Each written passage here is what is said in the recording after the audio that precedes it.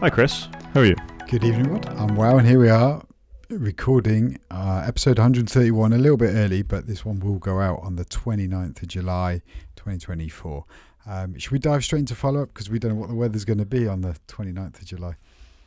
We can't talk about the weather. There is talk of a heat wave for the UK. See, I can get some weather stuff in. Maybe we'll have that by then. I don't know. You'll be on a beach sipping margaritas or something at the next time when this goes out. Hoping to be by the pool in Lanzarote. That's my aim. I'm hoping in a way there isn't a heat wave. I'd like it to happen when I come back so I can enjoy it. Never the way. Always rains. Always rains as soon as you come back. Yeah, that is true. Last time I went on holiday at Easter, it rained when I got there, so that was more annoying, I think. Had the same experience in the Maldives. Should we do some follow-up? Let's do it. About a month ago, you tasked me with what happens with collaborative playlists in the car. We talked about the new feature on CarPlay. I can't get it to work. You said you couldn't get it to work. So I had one go at this. I had a play with it while my daughter was driving. She picked me up from work one day, and it had the little icon, like a person icon that sits at the top on the CarPlay screen. So I tapped that and it showed a QR code. I scanned the QR code with my phone. It launched into Apple Music. I thought this is very interesting. She had a playlist playing. I picked a song that she wouldn't like because she's much younger and much cooler than me, and hit play on it, and it started playing that, and it just changed into my playlist, which wasn't what I thought was going to happen. That's what I thought happened, I think, because I went to my son, similar scenario, but I went to my son to do it. He's in the back. I thought if he could put some tunes on, that'd be kind of cool. And I just thought it would just mean that it would just play whatever he's got on his phone and override my playlist. That's what I thought would happen. That's what happened, so you'll be delighted to know it works as you think it would. I thought it would play a song and inject that song into the playlist, so it wouldn't override the person who's driving's playlist entirely. Surely what you want to be able to do is like Spotify, which if you have the party mode on Spotify, you can chuck songs into it, so you could have 100 songs programmed or on random, but the next person could go play this one next, play this one when this finishes, interrupt it and play this now, but then default back to that playlist. Because you might have very carefully picked your driving tunes out. Yeah, I'm surprised that's not how it works. That seems a bit not ideal. Let's go with that. Yeah, I don't know. I think you probably want both. You want one, give them full control, or two, can we have DJ mode and everybody in the car can chuck a song on the queue. Which there might have been a way to do, maybe if I hit the ellipsis button, but it felt a bit difficult to get to. And worse than that, when I disconnected from her car, it kept playing my playlist. Oh, okay. That is worse, isn't it? Yeah, it should go back to what was playing before, surely, or at least back onto her. So it doesn't feel very well thought through. Well, I've never got it to work, and we've tried a few times, and then I've abandoned it. Whilst we're talking car follow-up, though, I can confirm that CarPlay's now fixed my car. I can now go, hey, Dingus, play a song, and it works without crashing. So, win-win. That is a win-win. Yeah, I mean, is there I'm trying to think why you might have reasons for this. You have an Apple plan, presumably, for Apple Music. You're both on the same plan for Apple Music. Yeah, so my children are on my family plan. Maybe it's an age-related thing? I guess so. I don't know. Maybe we try it with my wife's phone. Is he listening to lots of rap? No. With swear words in?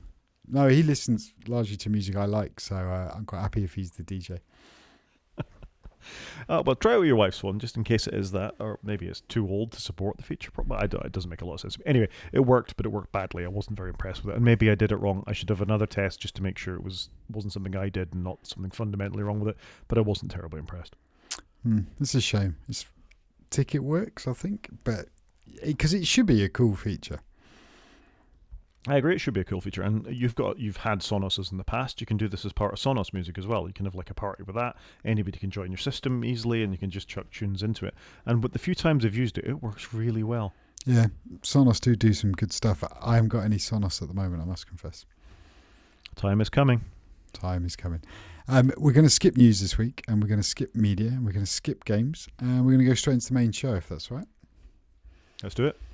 So in the main show, I was just going to recap on the iOS beta / macOS / tvOS / iPadOS, not do watchOS, because I don't think either of us have really touched watchOS. Because I just thought it'd be interesting. We're at the public beta stage. I was just going to give some feedback. I've been running it since it came out on the developer beta, so I've had 6 weeks nearly now. I guess we're getting towards sort of 6 weeks because it's early June, I think. And actually, I really like it. I kind of want it to ship because I think my family would like a few of the tweaks in it. I think there are some, all quite minor, but added up some quite good quality of life improvements. So I was actually going to start with the settings app. You're running the beta, aren't you? Should we just clarify that? Okay. I'm running the beta on my iPad and on my phone.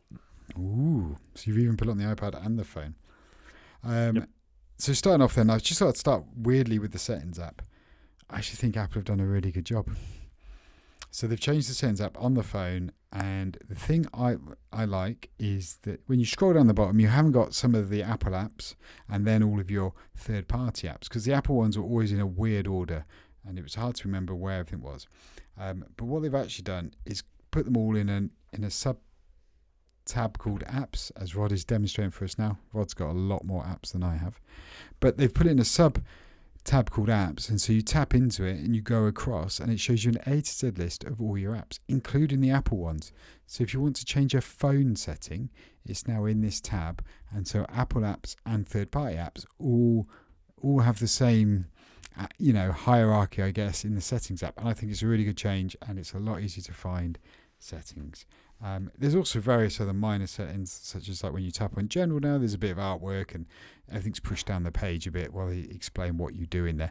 I kind of get why they've done it. It looks quite nice. It's probably less for you and me and more for new users to iPhones, but I can't imagine there's that many new people coming to iPhones because people are born with it. But I just think they've done a good job of it. What I don't think they've done a great job on is on the Mac. Because if you use it on the Mac, it kind of looks similar-ish.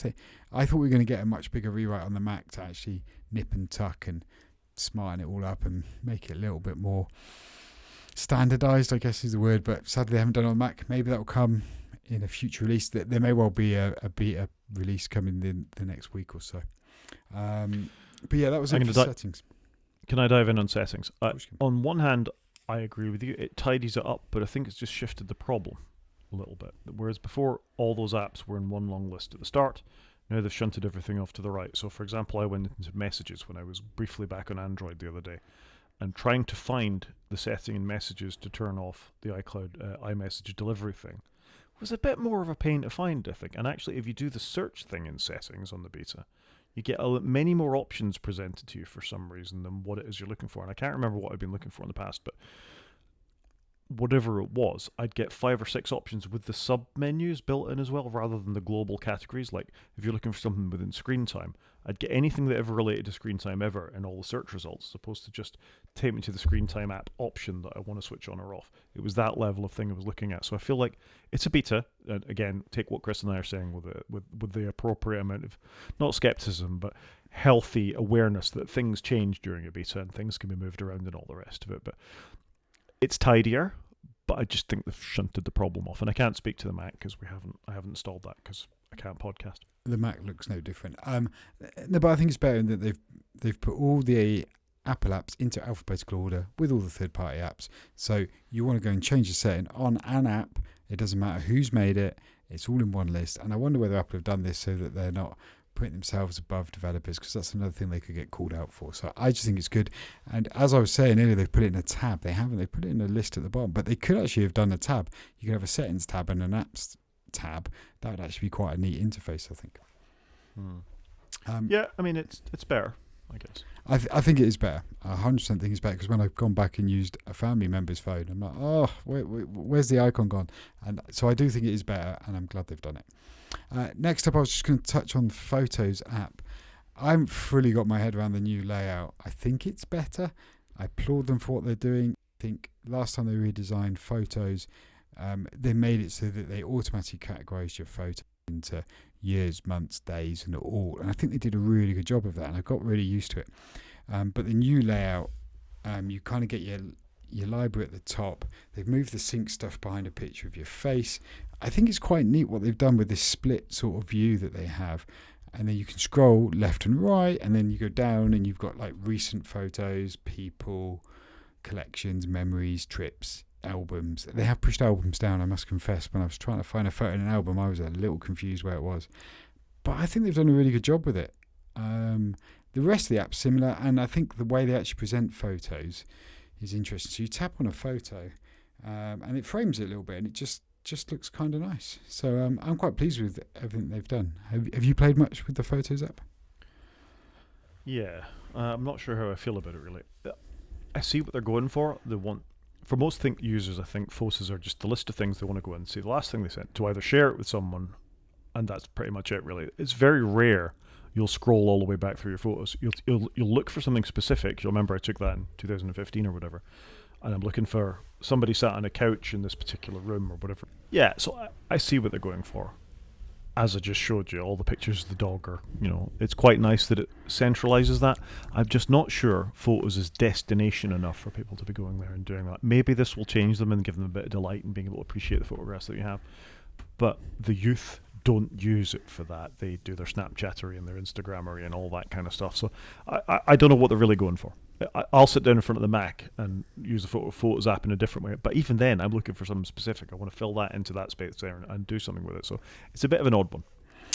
I think I quite liked it. I don't think anybody was really asking for an update to Photos, but actually I think they've got quite a good take on it and some modern way of thinking. It's just going to take a little while for everybody to get used to it because we've got muscle memory. Yeah, fair. Next up I had on my list was the home screen, which I really like actually. And there's a couple of things here. So the home screen, whilst initially it doesn't look that different, there's a couple of key differences. If you push and hold, the icons wiggle, then in the top left you can add a widget or you can do some customization. If you jiggle the icons though, you can make it so you can have a gap in your icons, so you don't have to start in the top left and flow all the way down to the bottom right. So I've got a gap so you can see my kids' heads poking through the icons, which I think is kind of cool. And then if you go into the customize mode, you can have dark icons. Big win for me. I'm loving the dark icons. I can imagine a lot of icon designers out there being a bit annoyed that Apple are messing with their work, because it does ruin your company branding a little bit if somebody turns on a dark icon and you've not blessed it. It's changed the appearance of quite a few icons for me. And you can tint icons, which I think is a big no-no, but Apple seems to be going with it. Your mileage may vary, but it's not for me.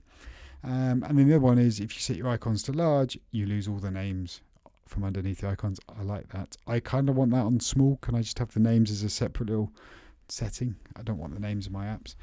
Same on my car. I'd love to lose them off the car. You've only got like 10 apps on your car. Don't need the names, and I think it would look a little bit smarter. So for me, I think that all looks really good. And the widgets seem pretty good. You can resize the widgets a bit easier now. You don't have to add a new one. You can adjust it whilst you're in wiggle mode and stuff, the size of it to use a bigger tile. I just think they've actually done a really nice job, and they've made it, I think, so you can actually move the icons around a lot better. It's always tricky, but I think they've generally done a really good job with it. I think it's a nice addition. So this is like Android now, as far as I'm concerned. You could always do this in Android. You could do all these kinds of things. You could have icon packs. You could put the icons wherever you wanted them. They didn't always snap to the grid. This is for people who wanted a little more customization. They've given them a little more customization. I agree with you. I quite like the dark mode icons without words underneath them. I'm an old man. I like them to be bigger. That's fine.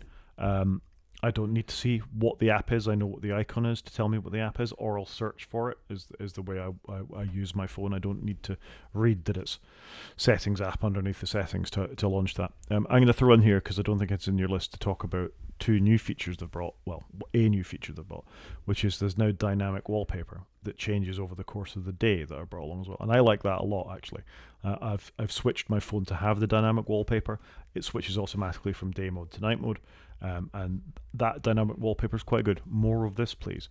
That's the kind of thing I want to see within this, is taking advantage of the fact I've got a very nice screen that locks but stays on all the time, so I can look down at it, and you do get a subtle refresh and a subtle update as the day goes on. So I quite like that, I will say. Weirdly, it's taken them so long to do the dynamic wallpaper. It's been on the Mac for 4 years. I'm going to hazard a guess, maybe longer. And yet they haven't done it on the iPhone, which is odd to me. But I haven't used it. I usually pick my own photos because I have some black and whites that I like. But no, I think they've done. It's a good feature. Okay. What's next? Next up is Control Center for me. Now this is my favourite feature, And I think I like this the most because I've actually taken some widgets off of my home screen that took up space, and I've set up one of the tabs. I probably should backtrack slightly. You can now have multiple screens in Control Center. The first one is favorites, so for various actions. Then you've got a music screen. Then you have a home screen. And in the home screen, I've set up all my controls for everything I need, and I don't need to have widgets placed on my home screen anymore or on my lock screen to make those changes, turn those lights on, the blinds, etc.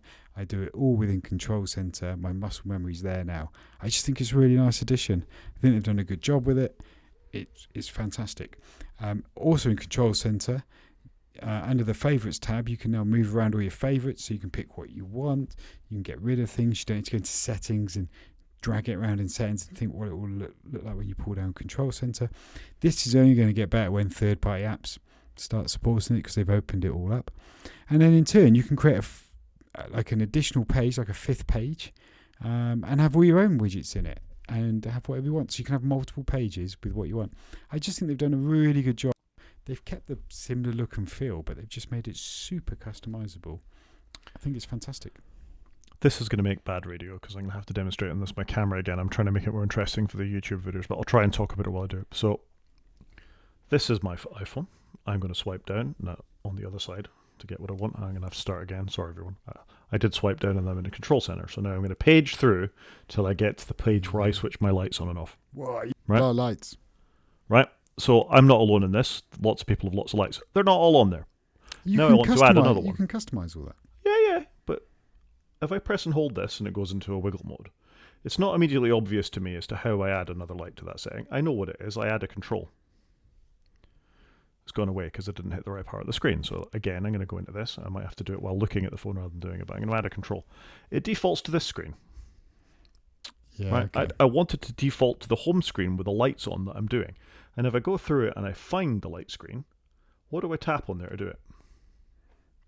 So my options are home, scenery accessory, home. Why is home on there twice? Right? Yeah. So I'm going to pick scenery accessory. And what does that mean? Is that the right sort of thing I'm bringing in there or not? I don't think that's very navigable. And for all that they've separated these things out a little bit, that is not intuitive in the slightest. Yeah, intuitive is the word there, isn't it? I think you're correct. It's not as intuitive. Once you've played with it and got it, it's ace. But you are right, it can be a bit clunky. It's also a different way of working for Apple in that you're not going into settings to do this. I like that you don't have to go into settings to everything. They're bringing some of that out into different screens. But they need to do more of it and get people used to that way of thinking, I think. But I love it. The people with 3 or 4 devices might be fine on that. I've got a lot of devices, so many that it's not showing it, and maybe I could expand the widget up a bit. But I don't know how many people go into Control Center to manage these things, and for power users, we've got iPhones Pro. This might be fine. But as is often the way with some Apple products, they think it's so intuitive they don't need to describe it, and that, to me, I'm a reasonably good iPhone user, and I'm struggling a little bit to find exactly what I want to do quickly. And you're right, you'll develop muscle memory over time and all the things that you want to do, but it's missing something. It's missing a tutorial step, it's missing an explainer, it's missing an intuitiveness in the app to be able to do these kinds of actions. So I kind of agree with you, but I don't think they've gone all the way with it. They need like a first run experience for people. I can see, look, I'm going to update my wife's phone and my kid's phone. I can see me going, look, this is how you do this. Put all the lights in here and you'll use it a lot more. I can see me doing that because they always go into the home app to do it. So there's going to be some education in my household. So I'm with this and knowing what to do, I still go into the home app and do it. I've managed to educate it took me a little while, just forcibly, and I've made my iPad set up in exactly the same way because obviously I use my iPad and my phone all day. So I've set the control centers up in the same way, so all the icons are in the same position. I kind of wish they just synced between them, but I can see why others might not like that. Next up, if you're happy to continue, so in a similar vein, on the home screen, you can change the 2 little icons you've got down the bottom, so you can have controls there now, very similar to Control Center. I've swapped out the camera for Shazam because for me, the camera's on the side button, and I just found myself using Shazam a bit more as I'm getting older. I forget the name of songs and the artist. So I just think that's kind of cool. So I quite like that. Fair enough. I'm guessing you have not tried iPhone mirroring. Nope, because you need a Mac running Sequoia. Mac. So I haven't put it on my podcasting Mac, but I put it on my other Mac, my laptop. It's kind of cool. It kind of works like you thought, and it makes you wonder why they didn't do this years ago. But it's pretty neat. The one thing though it annoyed me a little bit is that you're using the phone and your phone notifications appear up in the top. But actually you can customize that, so you can go into settings on your phone and go, send to Mac or whatever. I can't remember what the words say, but display on Mac, and you can turn them off. So that's quite neat. They seem to have thought about it. But the actual iPhone mirroring piece is kind of cool. If you're on a big computer like you are with a big screen, why do you want to pick up your little screen when you could just do it all there? I do wish they'd allow you to drag the window a bit bigger and have it scale. I understand why they haven't, but that would be kind of neat if you could, just scale it a little bit, because even on my laptop, it just looked a little bit lost. But I think that's quite a cool feature, so kudos to Apple for implementing it. I have no comment on this. I slightly wonder if it's a bit more of a distraction than you want. I haven't really used it in the current Sonoma, any of the widgets. I think when I first installed it, I did try a couple that you can now have your iPhone or your iPad widgets on your screen. I haven't bothered with any of that. I don't want the distraction on my desktop, frankly. So I think it's useful for people that don't want to get their phones out their bag. But quite often I'm quite happy to look away from my work screen for a little bit, even if it is to look at another screen on my phone. It's a good demonstration of Apple's ecosystem to be able to bring all these things together, and a natural extension of continuity with the camera, with the universal clipboard and all the rest of it. I don't really know that I need it, but it's cool. It's one of those things that are cool. I wonder if in 6 months, if we did a sort of post-Sequoia review, how much you'd be using it. For me, probably not a huge amount, because I don't use my Mac enough. But I think if I use my Mac every day and my phone's just in my pocket, and I just wanted to, maybe I haven't got text messages set up on it, I just wanted to text my wife or check the LinkedIn app or the DHL app that I've got on my phone, for a delivery maybe, I could see it being quite useful then, just more out of a convenience, quality of life thing. But I thought it was kind of cool. I kind of wish my iPad did it, so I could have my phone on iPhone mirroring on my iPad, but that didn't happen. Next up then, I've put Safari menu in here. Safari's, in my view, hasn't changed very much, but when you go to a website in Safari, they've just redesigned the menu where you used to get the AA icon. The icon's a bit rubbish. It's like a rectangular box with two little lines underneath it, but I think the menu design is a lot better. They've made a lot of the controls easier to navigate to, turn off content blockers and managing extensions. I just think it's quite nicely done, and they've put the find or in-page icon there, which I think it's really good. So it's a small quality of life improvement on an app I use literally every day. Would you like a top tip for Safari on the iPad or the iOS that I've only recently found out myself? Go on then, hit me. I have a real problem with my phone where I click on links, particularly from Mastodon, and it always opens up a new page in Safari, and you end up with, how many have I got running at the moment? I have 47 tabs open on my phone at the moment. I think I know what you're about to say. If you press and hold done in the bottom right hand corner, it will let you quit all the tabs at the same time. And I watched people on airplanes, because I've been on a lot of airplanes recently, systematically tapping the X button in the tops of the things. And I thought, there's got to be a better way. And there is. So you knew the tip, but there you go. For other listeners, press and hold done in Safari and you can close all your tabs at once. Press and hold done? Just... You just push and hold the tab icon in the bottom right corner. Done. Well, mine says done. There you go. Anyway, there you go. If you've got it open to look at the tabs to see what you're about to shut, that might be a good way of doing it rather than just pressing and holding that.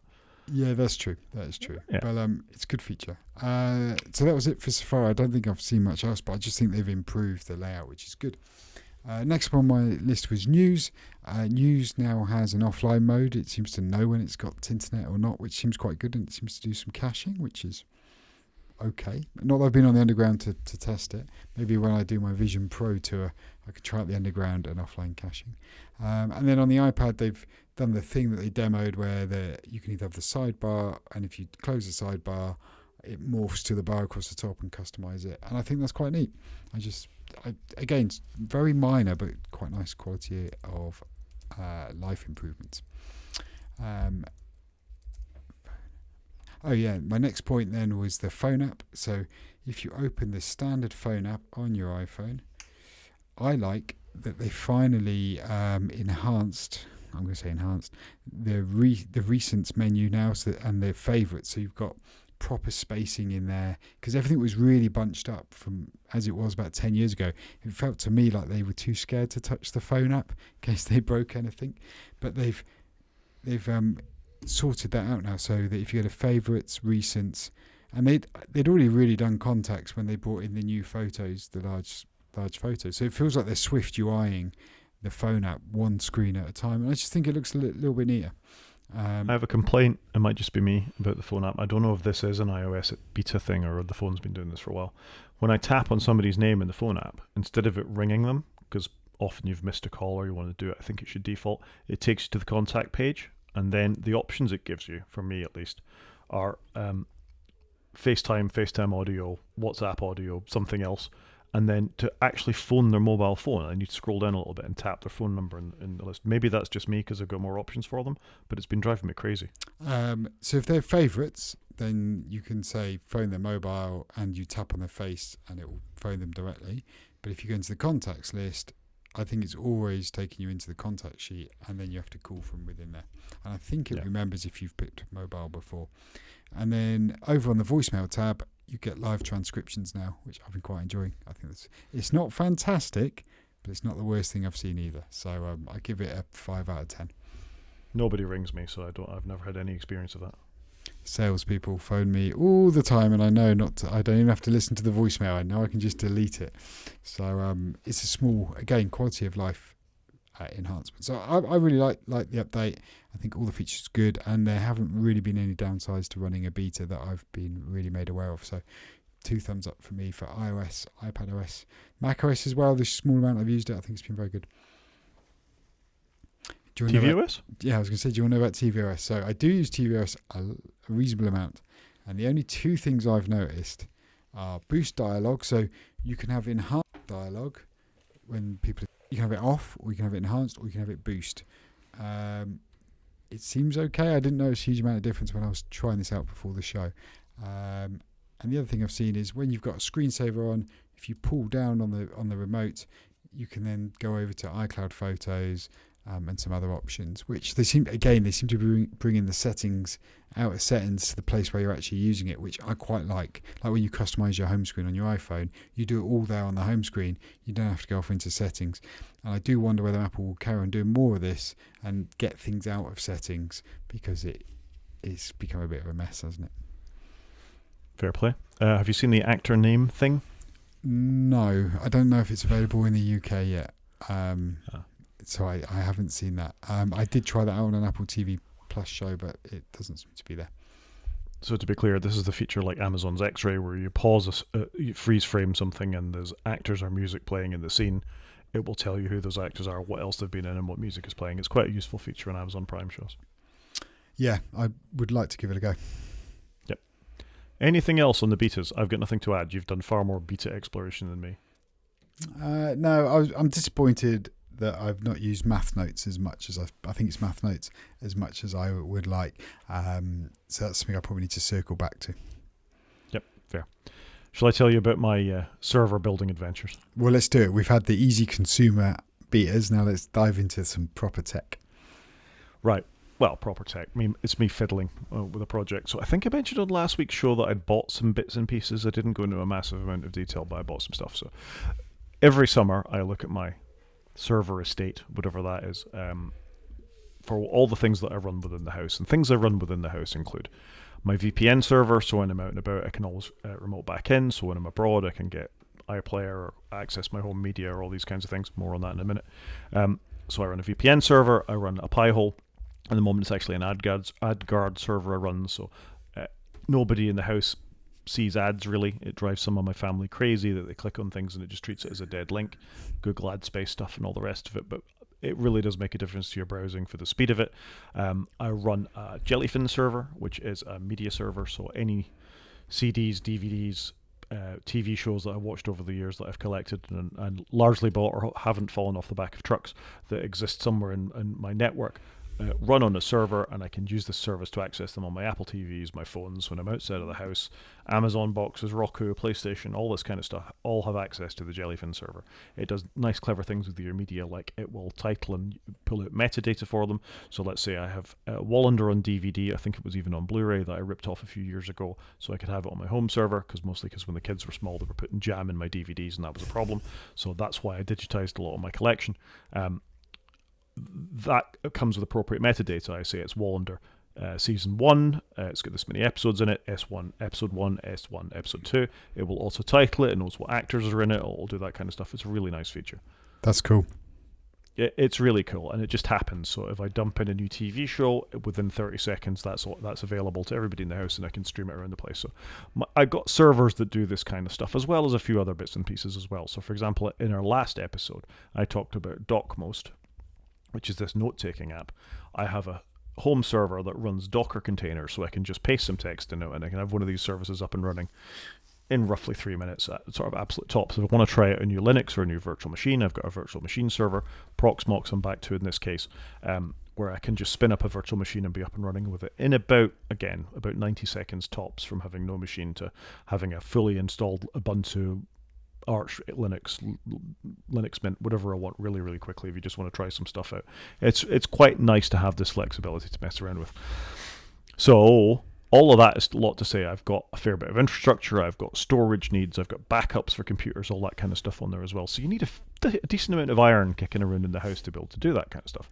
I have a Synology NAS, network attached storage device. I talked about this before. That is my primary backup for my media, for computer backups, for important files that I'm working on, my PhD, stuff like that has all lived on there over the years. But as I've mentioned, it's not very fast. It's only got a 1 gig Ethernet connection, and I treat it primarily as a backup device. I don't want it running active media all the time, because you're really sort of stressing the disks out and things. RAID devices aren't a backup in of themselves. You should have redundancy in lots of places. So I want a server that can do all these other bits and pieces I want to do, and not stress the Synology. Apart from anything else, the Synology's not only got a slow network connection, it's only got a Celeron chip on it, which is an old Intel chip, which don't run very quickly and can't do a lot of this Docker server stuff, Plex server, media transcoding at high scale. You couldn't have 5 or 6 4K streams hit a Synology box and to be able to serve that all the time. You need a bit more, like I say, a bit more tin to do it. So up till now, I've been running my servers on an old Intel i7, what was my gaming PC from a few years ago, and that's been fine. The interior of it's not great though. It's an old tower computer. It doesn't have a lot of storage for 3.5 inch discs. It's got a lot of SATA. It's got a lot of ports you can plug them into and a reasonable amount of power to power them. But I've ended up with them sort of placed around the chassis. It's not a pretty thing inside. I mean, the vibration will kill hard disks, and if they're not sort of isolated from each other on little rubber feet and things, it's going to be an issue. They're NAS enterprise disks, so I'm not that bothered about it, and it's been running for a while. And like I say, all the media still exists on the Synology. This is just another way of getting at it and providing faster access to it, as well as acting as my virtual. So all of that is to say, I've been looking for another bit of tin to run this kind of stuff on to see how it goes. So what I bought last week was I bought an Intel Xeon, a Dell Precision 5920, link to its PDF in the show notes for those that are interested, which is an old desktop workstation, probably for graphics or developers, to bung up a couple of big honking graphics cards into and be able to do their renders for things. It runs an Intel Xeon, so a server class processor, W2121, which has 4 cores and 6 threads. That gives me a potential of 32 threads, 32 processes I can run it, which isn't bad from a processor from 2018. I can run 32 virtual machines effectively on this, as well as the host machine with on there. That's a lot. Yeah, that seems all right. That seems quite a good home server. It gives me some headroom. It only came with 16 gigs of RAM. It didn't have any hard disks in it. This machine needs a GPU. Certainly to set it up, most servers run headless. You don't need a graphics card on a headless thing. You SSH into it, or you do remote desktop or VNC or something like that. So that was fine. It's got four hot swap drive bays. So on the front of it, it's actually got drive caddies you can pop a 3.5 inch disk into. You can shove it in, and it's up and running. You don't need to take the side panel off, in theory, to get in there and mess around with hard disks. And it was 140 quid. So I thought, that's decent. I can, I'm not spending a lot of money. I can get on and do something with that. That's a good machine. We actually used to have a couple of these at work as workstations for graphic designers. I think they're a pretty good piece of hardware, to be fair. It's not bad. However, it's off eBay. You're going to have issues with it. There's always a So but or a however. there's always a but, and some of this might be my ignorance, but my initial test, two of the drive bays are unusable.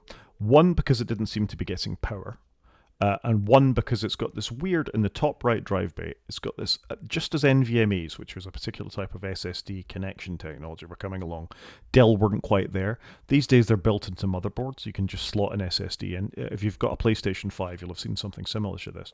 It's a little thing, you slide your chewing gum stick of SSD into that, you secure it with a screw, and off you go.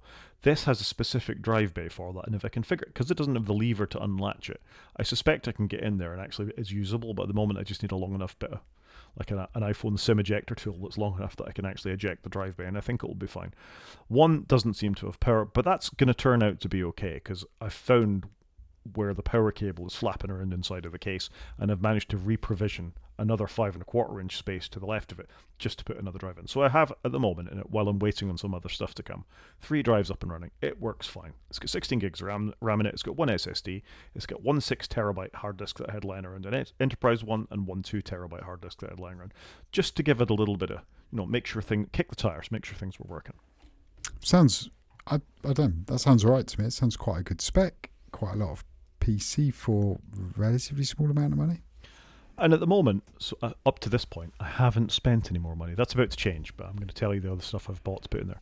But this is all stuff I've had lying around. They're just hard disks lying around. I've also put in an old Radeon AMD graphics card into it just to see what the graphics performance was like. That graphics card is probably the same year as the machine, and that's fine. I put that in one of the PCI Express slots, and off it went. Plugged it in, installed Proxmox on it, fired up 2 virtual machines. I put a Windows 11 virtual machine and a Linux side by side, installed them at the same time, up and running, absolutely no problem at all. So there are no issues with the processor. The RAM seems to work fine. The hard disks I've put in it are fine. The SSD is all good. It's quite a nice machine, and crucially, it's not that noisy. The fans spin up when you turn it on, but then it settles down, and it's just as like a low background hum. It's not going to be anywhere on my desk ultimately anyway. It's going to go and live somewhere else in the house. Nobody will hear it, but it's actually quite quiet. It's the important thing, isn't it? It's got to be family friendly, as we call it. Nobody goes down there. Occasionally go to the I've got a bit of a man cave, but which the girls use more than I do, but there it is. So all that's to say is I've got a good basis. I've got a starter for 10 that I haven't spent a lot of money on. I think it sounds good.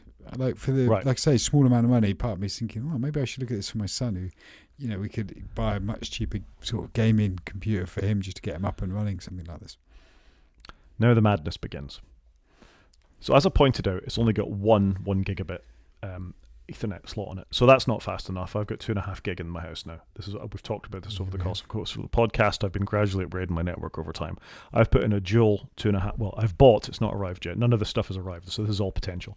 I bought a dual 2.5 gigabit Ethernet card. So great. I'll be able to dedicate some of that to my actual running the machine, and if I want to dedicate the Jellyfin server or the Proxmox server or something to one of those Ethernet ports, I can do that as well. So you can have dedicated I/O to particular machines within the box. I love your Ethernet card's got a heatsink. They need it. They generate a lot of heat the fast. You should see the 10 gig Ethernet. Oh, really? Yep. In the meantime, while I'm trying to figure out how to deal with this sort of odd power situation and odd drive bay situation, I've bought only 256 gig NVMe SSDs because they're really cheap, and I've bought a PCI Express card which they both mount on. Now, one of the things you might not have known about this particular workstation is that you can segment the PCIe lanes on it. So if I put one of these in, I can split the 4x4 this is getting really technical now. I can split the 4x4 PCI Express lanes inside of the PCI slot to give them dedicated bandwidth to the processor, so they'll run at absolute maximum speed as if they were directly attached to the motherboard. That's quite cool. I've only bought a 2-channel. I probably ultimately will buy a 4-channel NVMe slot in here, but I just want to test this stuff out. There's not a lot of outlay on this. I think this was 20 quid, something like that, for the PCIe adapter, and the 256 gigs SSDs are similar each. If this works, I'm going to put a 4-lane one on here, split it by 4, and then I can really increase it. And each one of these NVMEs are then accessible as separate drives by the machine, so they won't just get treated as one. And what you can do then is you can mirror your SSDs too. So you can stripe them for speed. So, or you can mirror them where one is exact copy of the other. So if one dies on the slot, you've always got redundancy. But the intention being, I'll install the main operating system, be it I'll talk about that in a minute. I can install the main operating system on the SSDs on this card and completely free up all the I/O for SATA connectors and things like that across the rest of the box. It sounds good. And you're gonna, I hadn't really thought, maybe that's because I haven't kept up with it, that you could do this, like put a PCI card with storage in it. It's just something that's passed me by. I guess that's the one reason why people could buy a Mac Pro, is to put lots of storage in, which is the one thing Apple doesn't let you do in any other device. Now here's where it gets crazy. Ooh. So I have also bought a thing called an HBA card, which on other servers, and you run a server estate, you'll be familiar with these. It's when you want to do direct attached storage to a server. So you generally have a server and then you want to run a fleet of disks next to it, often up to 24, 48 disks on the storage array next to it. You actually need what's called an HBA card to connect those two things together. Familiar? Not overly, but I understand the concept. You're not a server guy, it's fine. I used to run these in my job when I was a server guy, when we had large amounts of storage or we wanted multiple redundancies across the server. We'd buy 4U, basically boxes of hard disks, where we'd just slot all these in. Yep. Whenever you watch videos of people going through server stations, you see lots of green blinking lights of them stacked one above the other. It's probably storage arrays you're looking at, full of disks rather than servers themselves. In order to have those disks addressable by the operating system, you use an LBA card. The enterprise ones that have lots of lanes, lots of cables within them, so you can control these. So I've bought an HBA card. I think it was 40 quid from eBay with 2 ports on it. Each port can address 4 hard disks. So that card will give me the potential to add 8 SATA hard disks to this computer, which is pretty cool. That is 8 additional hard disks. 8 additional hard disks. The problem I've slightly got is how I'm going to power them all. So I think I can do it from that dangling power connector I talked about before, which will let me power 4 of them. So it's fine, I've got redundancy. I only really want to add another 4. So that will give me my 2 or 3 internal disks plus another 4 external disks, external disks via this card. That's pretty cool. No, that is cool, by the way. Like, yeah, you could end up with a huge amount of storage in this thing. Yeah. I've also bought 3 12 terabyte disks as a starter for 10, which I'm going to put in a RAID 5 to start with inside of it, and then I'll just build the disks up over time. So in a RAID 5, 3 12 terabyte disks will give me 24 terabytes of storage. Wow. And this is where you spend the money. Well, on Amazon Prime Day, I found these with 1 year of runtime on them as an ex-enterprise vendor for, I think they were 85 quid each. Oh, okay. That's a different story. So, yeah, I've spent some money. All of this probably adds another 350 quid-ish to my original 140 quid purchase. But that's going to give me a massively flexible machine that I can do all manner of things with. So I'm really quite excited when all the bits come and I can start putting it all together. Yeah. Oh, okay. I was just looking at your last one where you've bought a splitter cable as well for the SATA piece. No, it looks really good. That looks quite cool. You're slowly getting me round to this way of thinking, I think. It's nice to have the ability to tinker with these things, and I think there's so much change recently in the IT world for what's going on.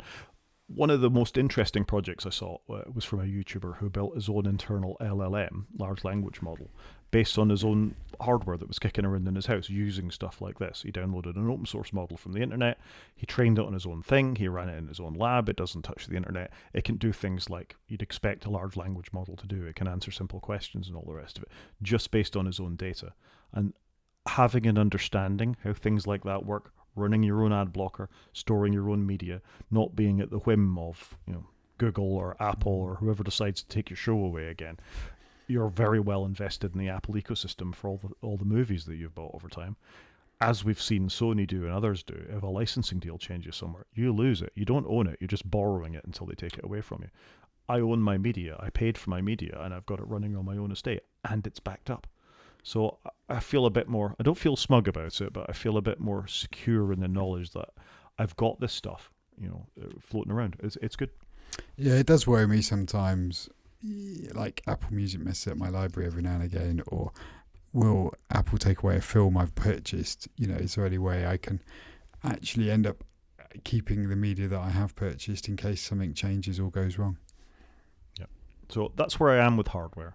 I'm going to finish, because I don't want us to run too long, on software. This is a bit of a minefield, really. Or it doesn't have to be. I think I probably make it more of a minefield. So I use a piece of software for running my virtual machines called Proxmox. It's entirely open source. On it, and maybe on some show we'll just do video and I'll give you sort of a run through for what it looks like. But it's a very flexible piece of software where you can download ISOs. So operating systems tend to be distributed in ISOs. They're think of them as virtual DVDs, which are very familiar to computers. You can mount and run them and install them as if you'd put a disk or a USB stick in your machine. You can save those prototype virtual machines and then just clone off that. So you can have an Ubuntu 24 install, you can have a Windows Home Server install, you can have a Windows 11 install if you wanted to. Just right click, clone a new one from that, and you can be up and running with an operating system in seconds.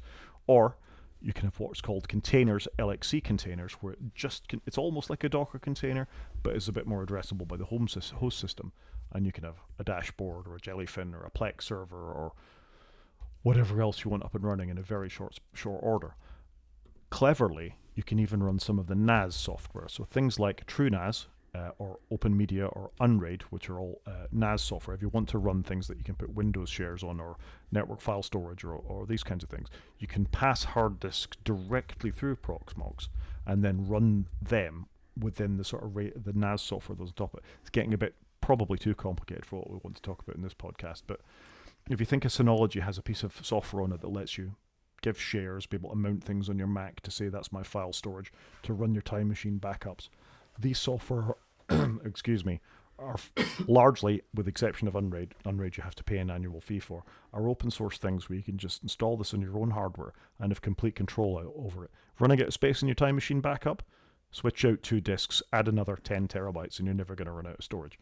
All that kind of stuff, when it's under your control, is really quite powerful, and these software let you do that at an incredibly high level. It is a lot more accessible than what it used to be, I think, because obviously you can pick up old servers relatively cheap, they're still relatively quick, and then obviously there's, as you're pointing out, tons of free software or open source software that's being actively supported that you can use for this. Yep. So that's where I am. Once all the bits come, some of it's not coming until early August, the joy of Amazon Prime Day. I'm going to start constructing all of this stuff. So I'll keep you updated if you're interested in how it's going. And like I say, I think a future show where maybe we just do a purely YouTube one and I talk you through some of the bits might be quite good fun. I think it's good to do slightly different format maybe and mix it up a little bit with what we normally do. Yep, for sure. So that's me. What have you got? Sounds good. So like you, I did take advantage of a bit of Amazon Prime Day and I bought a door lock. So I won't go too long on this because I've only just installed it today. So I bought an Aquera U200 home lock.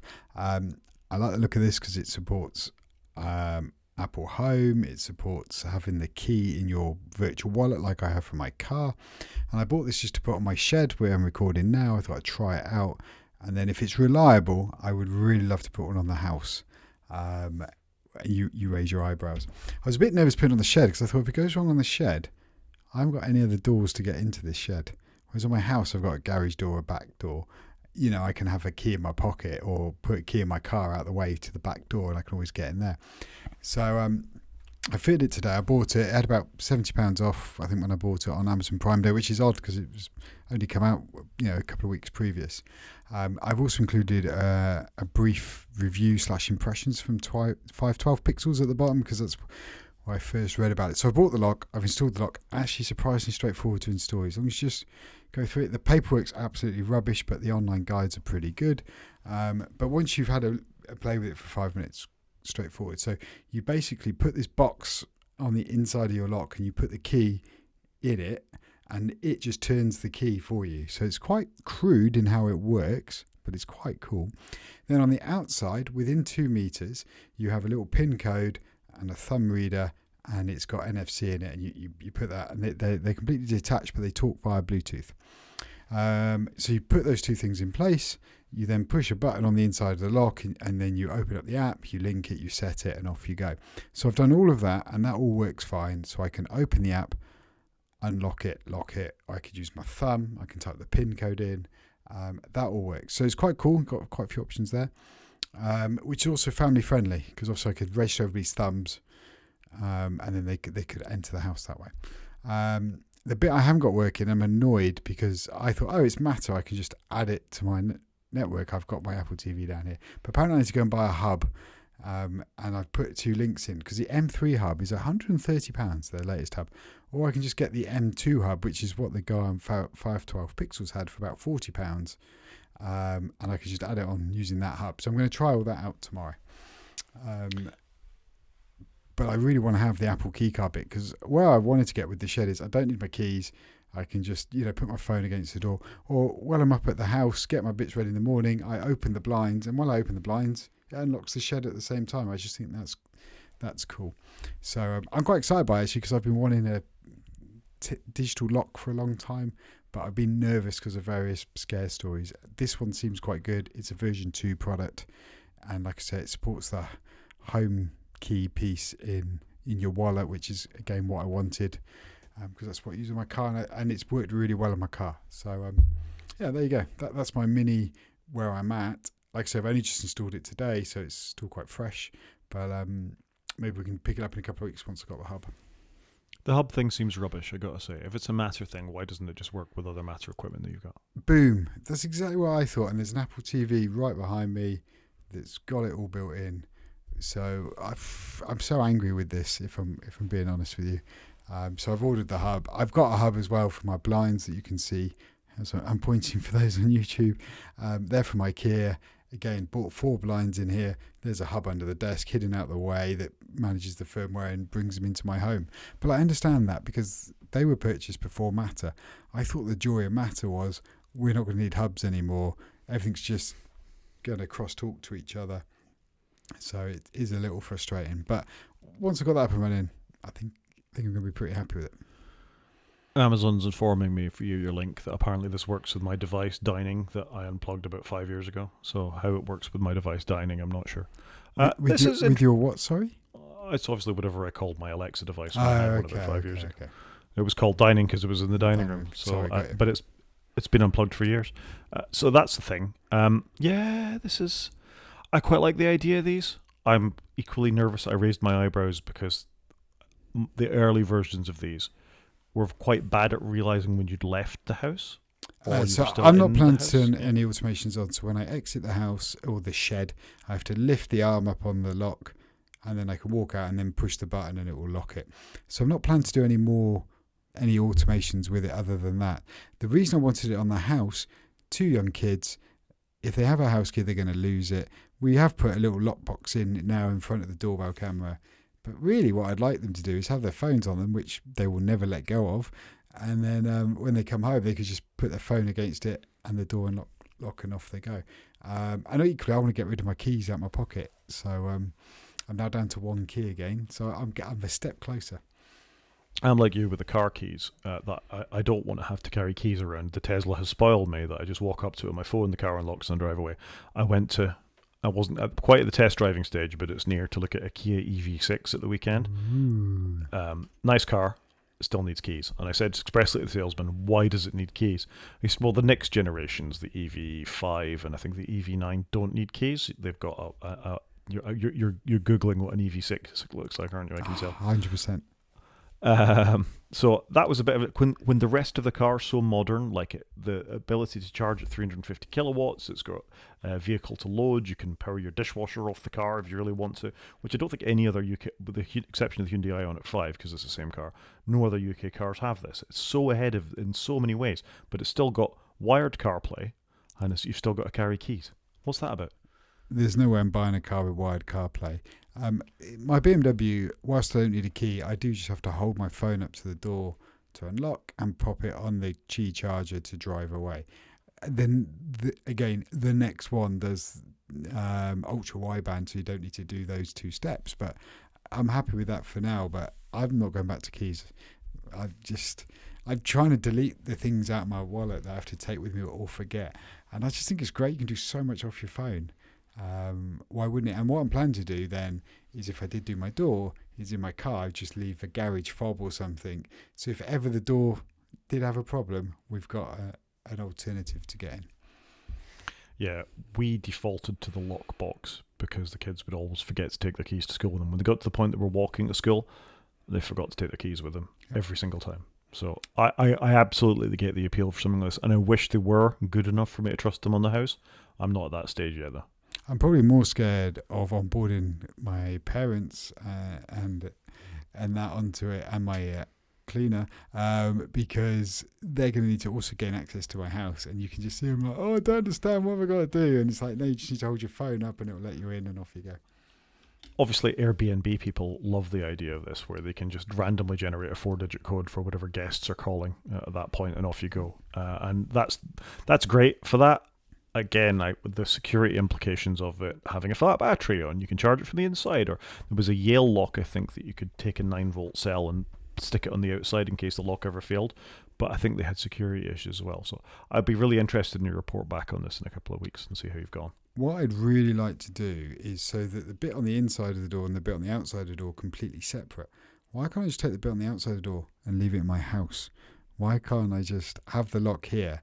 But it seems like the NFC and all the smarts are in the bit on the outside, whereas really what I wanted to do with the outside bit is just have it in the house out the way. We shouldn't need it if I'm doing it all via my phone. But I think you need that. The two need to talk to each other, whereas actually, to be really secure, you just really want to modify the inside, I guess, and then just have that bit safe somewhere else so that if there is a problem, you can put your hand on it. Last thought, it does seem a bit janky that it locks your key inside of the device. That's weird. I think it's quite clever. So like you, I thought the same, but actually now I've played with it, I think it's quite clever because it means that it will work on a load of doors rather than just some doors, and that's why I think it's clever. And there is one, if you've got the right EU model, you can take the key bit off and just put this in it, and then it's even better. So yeah. I'm happy with it, and let me pilot it. Sorry, I spoke over you. No, it's fine. I don't think I was going to add anything very profound. I think other than I think deadbolts are kind of a standard in a lot of places, and those kind of throw locks are. If you could just change the back box, as you said, if you've got the right kind of thing, then that's cool. I withdraw my criticism. No, but I think I had the same thought of it's a bit rubbish. It's just going to turn the key, but I think I'm willing to risk it at this point. What I haven't tried is if it did break or fail, could I push a key through from the other side to actually manually unlock it? Well, I don't. If you were in an emergency and you couldn't get in your property, so I'll report back on how it goes. So I'm going away for 2 weeks. I mean, what could go wrong? Nothing at all. I've got an app of the week. I'm guessing that might have just been your thing of the week. So that is my thing of the week. That was a good guess, wasn't it? We'll save on the show art this time. My app of the week. I'm deliberately doing this. I can't talk about it. Can't talk about it. It's called Tapestry. It is a Kickstarter project from the Icon Factory, who made Tweety. I've forgotten the name. Twitterific. Yep. They made Twitterific back in the day, and they had you can go away and you can read the Kickstarter campaign for what Tapestry is. They've asked us not to share anything on social media for this first test flight. The concept of the app was it would integrate feeds from wherever you wanted to integrate feeds from, so be it YouTube or Reddit or Dig or a JSON feed or an RSS feed or anything like that, and that's as much as I can really say about it. So I'm in on the beta on that. So for the rest of anybody who listens to the podcast who also has kickstarted that, make sure you visited your email address and downloaded it, because Tapestry's the thing. And they got $177,000 of the $100,000 goal, which is pretty amazing. Yeah, well, I trust the Icon Factory. I think Craig Hockenberry and Sean Heber and the guys there do terrific work. I loved Twitterific back in the day. And again, that's all I can say about Tapestry, but I'm just glad to see them producing work of this quality. No, it is good. And I remember this coming out, actually, but I hadn't realised it's obviously gone to the next stage. Literally 2 days ago, it was released. Okay, that's cool. Yeah, so you can't have it unless you were on the Kickstarter, but it's a thing, and that's exciting. It is exciting, and I assume once it's out of Kickstarter, it will come to the general masses, will it? It'll come to the App Store. I'm a little bit annoyed at myself, because part of the Kickstarter was they were going to develop for those that paid to the next tier, would get a little pixel Twitterific icon of themselves made, so an artist was actually going to do you in pixel art, and I'm slightly regretting not having it done, actually. With or without your beard? Well, for those watching the video, thanks, Chris. You've dropped that on me. The beard is temporarily gone. Hopefully it'll return soon. There you go. I thought that was quite a good way to end the show. I think we can call that a show, Chris. I think so. So if anybody wants to get in contact with us, Rod is at g5maniac@mastodon.scot. I'm at _CJP at mastodon.social. You can watch it on YouTube if you go to wakefromsleep.com and click on the YouTube link, or you can drop us an email at wakefromsleep@protonmail.com. Talk to you next week, Chris. Cheers, Rod.